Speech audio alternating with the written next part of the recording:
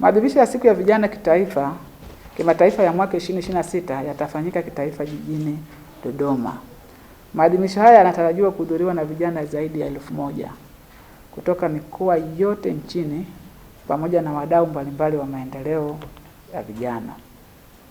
Tarehe 11 kesho Agosti 2026 kutakuwa na kongamano la vijana.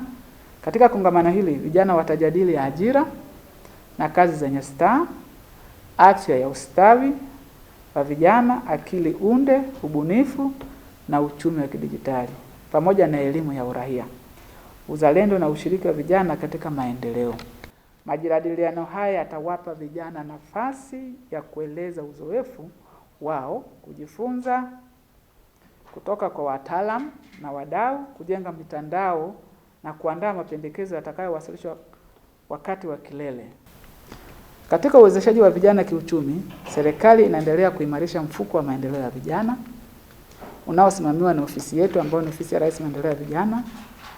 Mfuko huu unalenga kuwezesha vijana kupata mtaji na nyenzo za uzalishaji ili kuanzisha au kuendeleza shughuli zenye tija. Msisitizo